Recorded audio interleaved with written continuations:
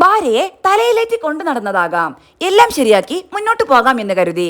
വിവാഹമോചനത്തെക്കുറിച്ച് Parthiban. Cinema ലോകത്തെ പ്രിയപ്പെട്ട താരദമ്പതിമാരായിരുന്നു നടൻ പാർത്ഥിപനും നടി സീതയും. 1990-ലാണ് ഇരുവരും വിവാഹിതരാവുന്നത്. 2001 ഇരുവരും വേർപിരിയുകയും ചെയ്തു. കീർത്തന, രാഗി, അഭിനയ എന്നിങ്ങനെ 3 കുട്ടികളും ഈ ദമ്പതികൾക്കുണ്ട്. വിവാഹമോചനത്തിന് ശേഷം മക്കൾ സീതയ്ക്കൊപ്പമാണ് താമസം.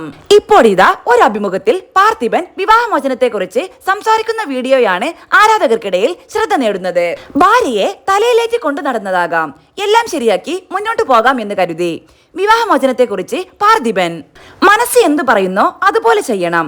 അതിനാരും 12 വർഷം കാത്തിരിക്കരുത്.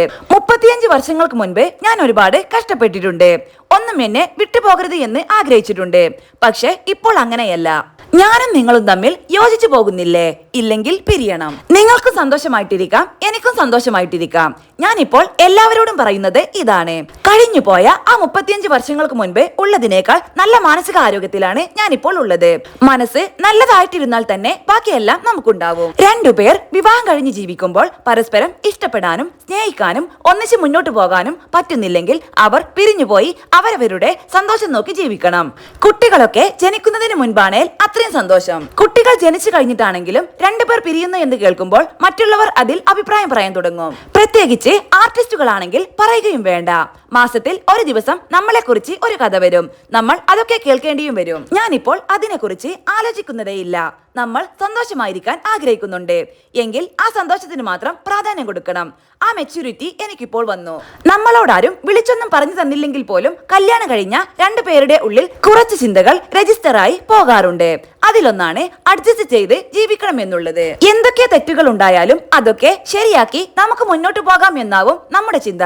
അതുതന്നെയാണ് എന്റെ വിവാഹമോചനത്തിനും ഞാൻ 12 വർഷം കാത്തിരിക്കാൻ കാരണം. പ്രണയിക്കുന്നവരെ സംബന്ധിച്ച് ആ നിമിഷത്തേക്ക് അതെല്ലാം ഓക്കെ ആയിരിക്കും. ഇപ്പോൾ ഡിവോഴ്സ് ആവുന്ന ആളുകളെ നോക്കിയാൽ അറിയാം, അതിൽ ഭൂരിഭാഗവും പ്രണയിച്ച് വിവാഹം ചെയ്തവർ ആയിരിക്കും. ഭാര്യയെ തലയിലേറ്റി കൊണ്ടു നടന്നവരോ ഭർത്താവിനെ തലയിലേറ്റിയവരോ ആയിരിക്കും. രണ്ടുപേരും 2 വ്യക്തികളാണ്. അതും 2 വ്യത്യസ്ത വ്യക്തികൾ.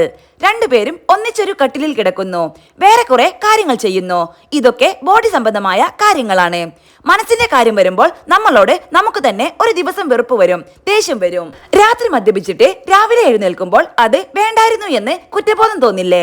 രാത്രി അത് ചെയ്തപ്പോൾ നമുക്ക് ശരിയായി തോന്നി. രാവിലെ എഴുന്നേറ്റപ്പോൾ ആ ശരി മാറി വേറെ ശരി വന്നു. അതുപോലെയാണ് ഇതും. പ്രണയം എന്ന് പറയുന്നത് ഇല്ലാത്തൊരു കാര്യത്തെ ഉണ്ട് എന്ന് നമ്മൾ വിചാരിക്കുന്നതാണ്. ശരിക്കും ബോൾഡായി പറഞ്ഞാൽ ദൈവം, പ്രണയം, സമൂഹം ഇത് 3ഉം ഇല്ല. ഇല്ലാത്തതിനെയൊക്കെ ഉണ്ടെന്ന് നമ്മൾ സൃഷ്ടിച്ചു കൊണ്ടിരിക്കുകയാണ്. നമ്മുടെ ആവശ്യത്തിന് ഇത് വളച്ചൊടിക്കും. സന്തോഷമാണേൽ സന്തോഷം, സങ്കടമാണ് തോന്നുന്നത് എങ്കിൽ നമുക്ക് ശ്വാസം മുട്ടാൻ തുടങ്ങും. നമുക്ക് ഒരു ജീവിതമേ ഉള്ളൂ. എന്തിനാണ് ഇത്ര വലിയ വേദന ഒരാൾ മറ്റൊരാൾക്ക് നൽകുന്നത്? പരസ്പരം പറ്റുന്നില്ലെങ്കിൽ പിരിഞ്ഞു പോകണം എന്നാണ് പാർത്ഥിപൻ പറഞ്ഞത്.